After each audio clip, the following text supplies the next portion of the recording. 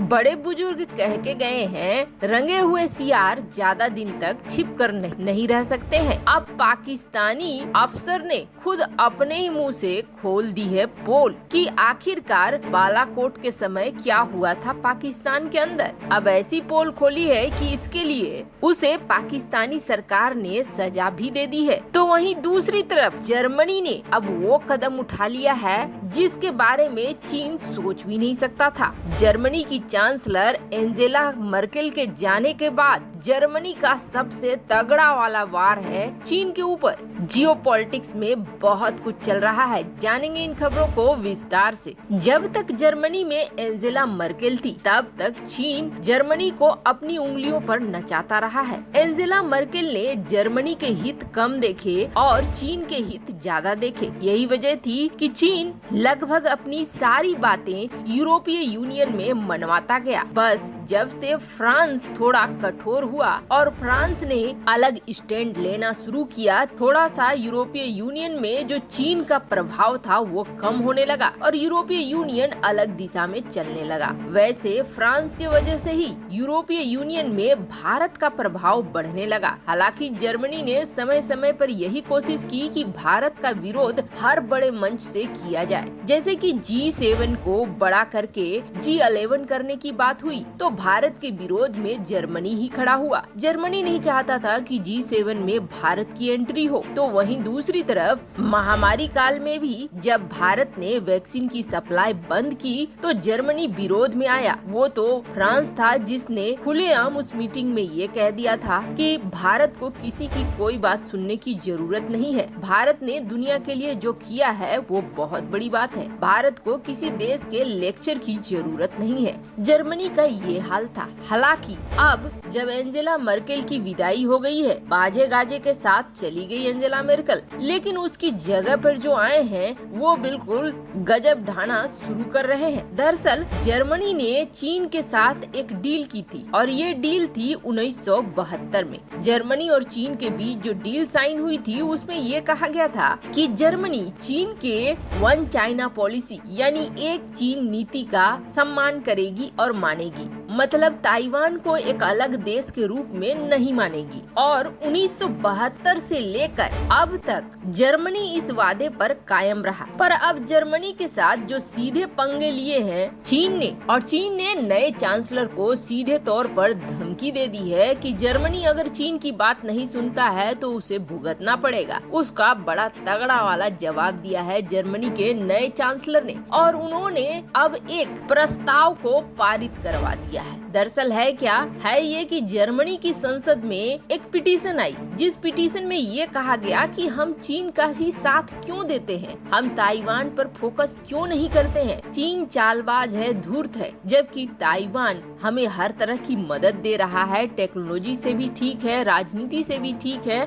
और व्यापार के मामले में भी ठीक है। जर्मनी के लोगों में धीरे धीरे ताइवान के प्रति सहानुभूति बढ़ रही है और इसके लिए पिटीशन में हजारों लोगों के साइन हुए। एक शख्स ने जर्मनी में ये शुरू किया और उसके बाद हस्ताक्षर होते चले गए उस पिटीशन में, जिसके बाद 2019 में इसकी एक सुनवाई भी हुई पिटीशन पर उस वक्त जर्मनी की चांसलर थी एंजेला मर्केल, उसने इस पर ध्यान नहीं दिया। पर अब 9 दिसंबर को जर्मनी की संसद ने एक प्रस्ताव पारित किया है और जिसमें साफ साफ कहा है कि ताइवान के साथ हम रिश्तों को मजबूत करेंगे। और आपको बता दें जर्मनी ने बिल्कुल साफ किया है कि ताइवान के साथ कैसे रिश्ते। उन्होंने सीधे सीधे कहा है कि ताइवान के साथ राजनीतिक, आर्थिक और सामाजिक तीनों सहयोग बढ़ाना चाहते हैं। ये एक तरह से ताइवान को मान्यता देना और चीन के वन चाइना पॉलिसी के खिलाफ जाना हुआ। ये तो जो अमेरिका भी साफ साफ नहीं कर पाया है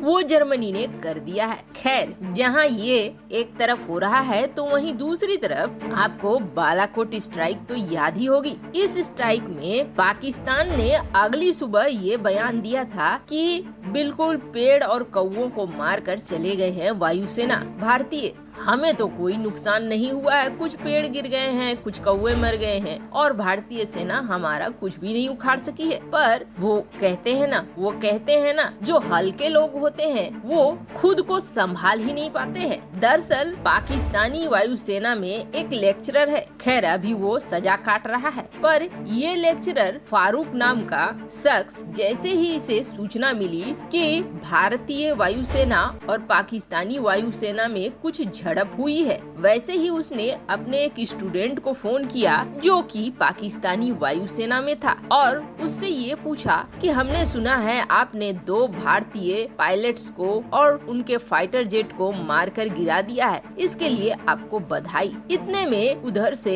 ये रिप्लाई आया कि उन्होंने हमारे 300 से 350 लोगों को मारा है, 30 नहीं बल्कि 300 से 350। अब हमने बदले की कार्रवाई पूरी कर ली है। हालांकि ये वीडियो लेक्चरर फारूक ने तुरंत खुशी खुशी में अपने 61 कॉन्टेक्ट को सेंड कर दिया, पर जैसे ही पाकिस्तानी इंटेलिजेंस की नजर पड़ी उन्होंने इसे डिलीट करवाया। पर बाद में इसी शख्स को बहुत बुरा लगा होगा जब ये पता चला होगा कि एक फाइटर जेट तो उनका खुद का है और उसका पायलट भी ऊपर चला गया, जबकि दूसरे पायलट को जो भारतीय थे अभिनंदन वर्धमान उन्हें छोड़ना पड़ा। खैर कोर्ट में जब बात पहुंची कि आपने अपने देश के खिलाफ इतना बड़ा काम कैसे कर लिया, तो उन्होंने ये कहा कि मैं तो खुश हो गया था और खुशी में मैंने अपने इस ऑडियो को सर्कुलेट कर दिया, मुझे क्या पता था कि ऐसा कुछ नहीं हुआ है और मेरी देशभक्ति तो पाकिस्तान के साथ ही है, मैंने तो अनजाने में ये गलती की है। हालांकि उसके जवाब को सुनकर उसकी सजा को 8 महीने कम कर दिया गया, लेकिन पाकिस्तान के